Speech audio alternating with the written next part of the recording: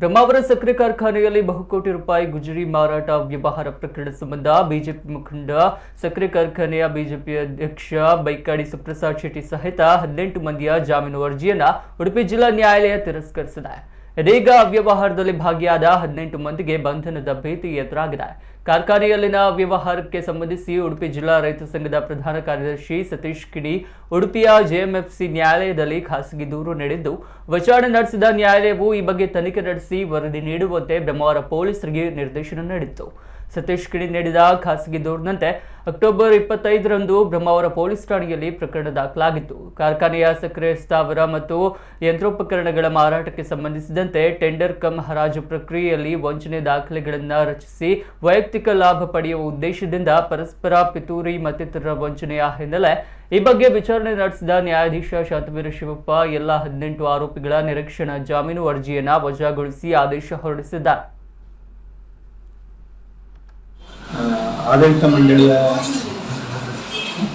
ಅಧ್ಯಕ್ಷರಾದಂತಹ ಸುಪ್ರಸಾದ್ Shetty, ಉಪಾಧ್ಯಕ್ಷರಾದಂತಹ Umanath Shetty, ನಿರ್ದೇಶಕರುಗಳಾದ ಆಸ್ತಿಕಾ Shastri, ಸುಬ್ಬಬಿಲ್ಲವ, Santosh Kumar Shetty, ಸನ್ಮತ್ Hegde, Ratnakar Ganiga, Vasanthi R Shetty, Hemalatha you Shetty, Geetha Shambhu Poojary ಹಾಗೂ ಸಿಬ್ಬಂದಿಗಳಾದ ಗೋಪಾಲ್ ಕೃಷ್ಣ, ರಮಾನಂದ ನೀಲವರ, ಉದಯ Achar, Rani D'Souza, Shankara VN, Padmanabha, Vishwanath Shetty, Ganesh Poojary ಇಷ್ಟು ಜನ ಜಾಮೀನು ಅರ್ಜಿ ಸಲ್ಲಿಸಿದರು.